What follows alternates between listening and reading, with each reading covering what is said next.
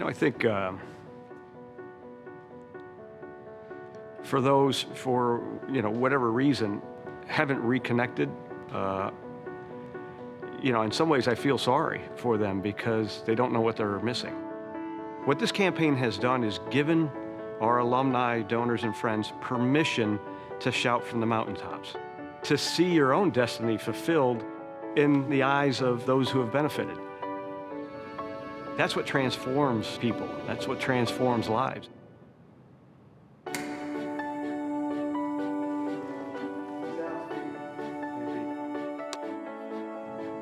I feel special.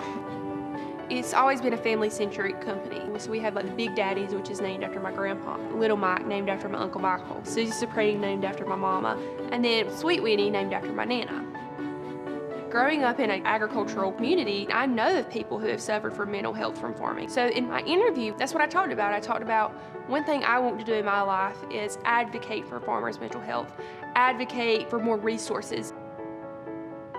I'm driving, I'm on the way to work, and I'm like, Mama, I got it. I got the scholarship, the one I did the interview for the other day. So I'm Googling Dr. Joseph Gordon, and I'm finding him, and I find like his veterinarian office, and I call him, and I said, I need to speak to this man, crying, and I'm like, you have blessed me so much.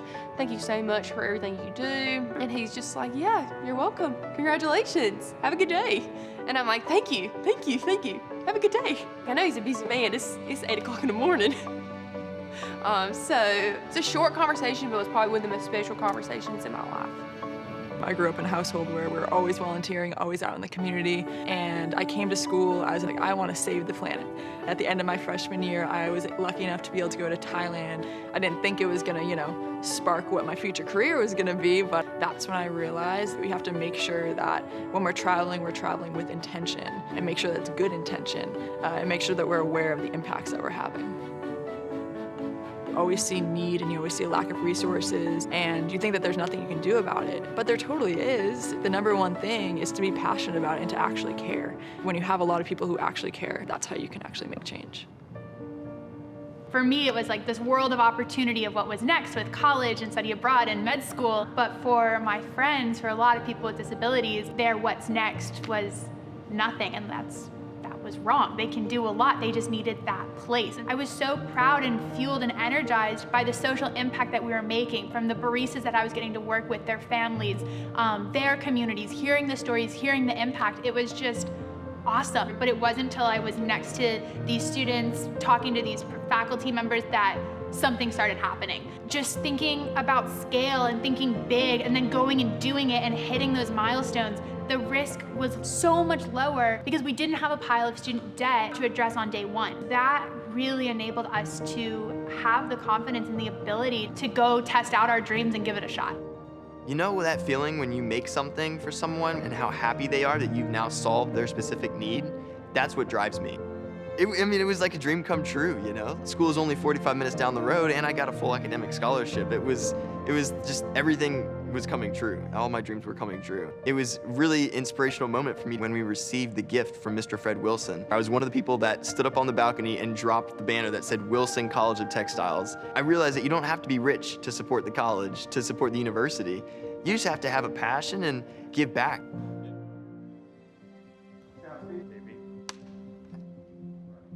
I left for spring break, and I got an email saying, don't come back, basically. On Monday, campus is shutting down. You've got 3 days to grab your stuff, but we don't know what's happening. We want to make sure no one catches it here. Go back home. And that was really scary, not knowing where I was going to go next. I'm in my senior year of a double major, and I've got 3 months left, and right at the finish line, probably one of the roughest times of my life, honestly. I reached out to the number that I had given out so many times in the past.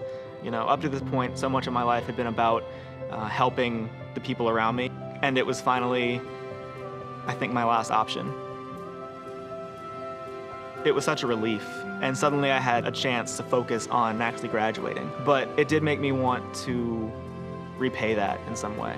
I saw an article in The Technician, actually, which I still follow on Twitter, of course, like any good alum, about some of the struggles that students were going through on campus. And I realized that I actually had the means now, and there was nothing stopping me for once. There wasn't really a great blueprint to follow. I don't know many microbiologist rappers other than myself. My brain is anticipating rewards of the dedication. The way I feel is so sick. Growing up, didn't really see what was next. Like, not a lot of people around me went to college, but then, one day I come home and it's a big red envelope and it's from NC State, and it's sort of emotional. It was a very emotional moment. Me and my aunt and cousins, we were all on the Wolfpack train from that moment on. I like to push back on the notion that I'm, exceptional. I just feel like a lot of people would be able to go for what they really want if they were empowered and if they had the resources and had a really great support system. It's funny, but that's a prime example of why I feel like it's important to do what I do and bridging that gap and paying it forward. Constantly contemplating, combating these complications. Smooth. I wasn't thinking of giving up, but I was thinking that my efforts were not going to be worth it. All this that I'm doing is just going to stop at community college graduation. And having the Goodnight Scholars program in my mind was just like a star in the dark. But I saw that it was open to DACA and undocumented student, and that was the light for me. That was some signal from the universe telling me, okay, you need to apply for this scholarship. It was the only pathway. Thank you seems like so little, such a little word. It doesn't encapsulate how I feel about NC State, because I feel like they've given me so much. NC State has never been more important to the state. It's never been more important to the region and to the country. But in the end, it's the lives that are touched by the philanthropy. We couldn't be more grateful.